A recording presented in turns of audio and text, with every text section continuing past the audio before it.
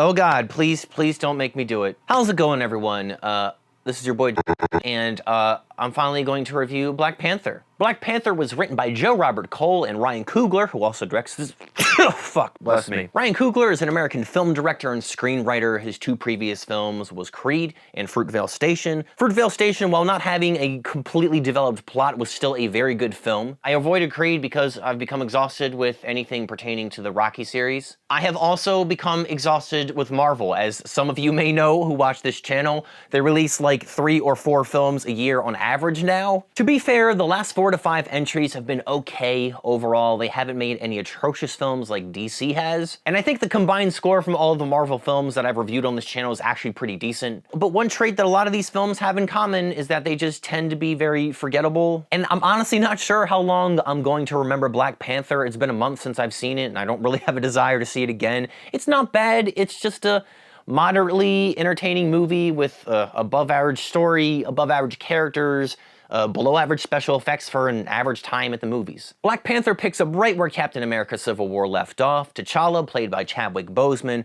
returns to his home Wakanda, where he plans to assume the role of king after the death of his father, T'Chaka. T'Challa's right to the throne is challenged in many different ways, including a new enemy that seeks to steal the greatest resource of Wakanda that powers the entire city, vibranium. So this film is probably one of the most disgustingly overhyped films of the year so far. There was just so much unmerited, toxic enthusiasm and disdain for this movie before it came out that I kind of just wanted to avoid seeing and reviewing it altogether. The thing that bothers me the most about the way people are looking at this film is that they just seem to be primarily judging it off of their own personal politics. And don't get me wrong, it is very nice to see a predominantly black cast in a film as big as this. The success of this film will undoubtedly influence the film industry to perhaps include more people of color when casting films in the future, which is absolutely a good thing. But there are a lot more things to a great film than just its politics. There was a film I reviewed a while back called Snowden, which was directed by Oliver Stone, and I completely agree with the politics of that movie, but I didn't like it that much because it was kinda boring. And I think Black Panther is also kinda boring. Let's also not forget that this is just a Marvel film. It is owned by Disney, which is a huge corporation more concerned with the money that it's making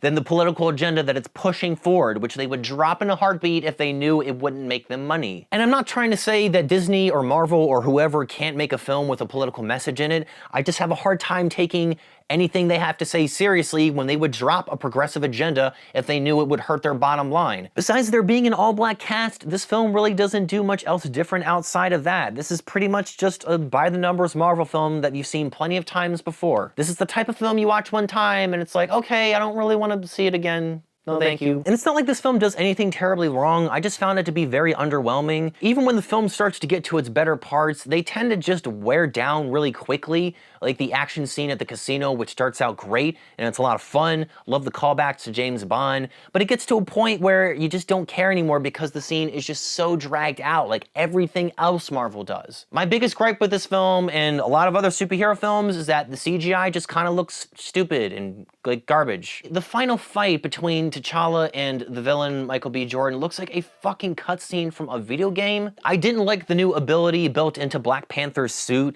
which kind of makes him invincible like all the other Marvel superheroes like Tony Stark, who just never fucking die. Like, just die, please, just die. Also, the way that vibranium is handled in this film kind of feels lazy from a writing standpoint. The limitations on what vibranium can do is very unclear. It can pretty much do anything and serves whatever purpose the characters need it for, making it feel more like a plot device sometimes than an actual resource. Now, I will say that this film is not all bad. Marvel does a pretty good job of meeting a certain level of quality with all of their films, including this one. The characters in this film are pretty well developed. There's 2 really interesting villains in this film, played by Andy Serkis and Michael B. Jordan, who both pull in good performances. Danai Gurira was really likable in this film. She has a lot of great moments. Loved her character. Doesn't seem too far off from the character she plays in Walking Dead, being Michonne, but either way, she was still a badass, still enjoyed watching her. It was nice to see this film dial down the humor a lot more than a lot of other Marvel films recently. It wasn't like I was watching Guardians of the Galaxy 2, where every serious moment was undercut by a joke. Now that I think about it, the soundtrack for this film was also pretty different, but I also wouldn't call it anything great. Can we please talk about Future's falsetto vocals on King's Dead? It sounds like he's having like a mental breakdown.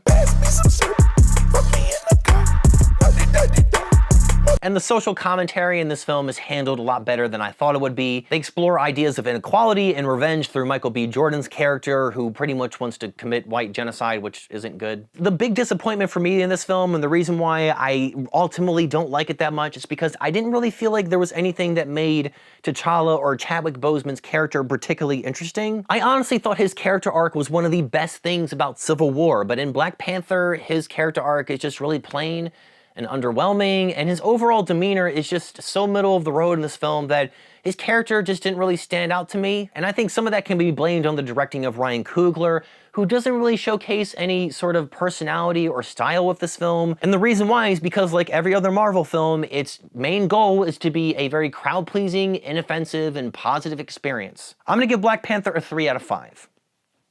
Thanks for watching this review, guys. Please don't hate me for my adverse feelings on Black Panther. Let me know what you thought about this film in the comment section below, and leave a recommendation with a film that I should watch and review next while you're down there. If you like the content on my channel, be sure to check out the other videos that I've uploaded. I think you might like some of the past reviews I've done. I have a review for Isle of Dogs and A Quiet Place on the way. Hit the like if you like this video, or share this video, or both, whichever you prefer. And if you dig the channel, be a better superhero and subscribe to the channel. Thanks again, guys. This is your boy Jay, all day, every day, signing off. So glad I'm done reviewing this film. I'll talk to you later.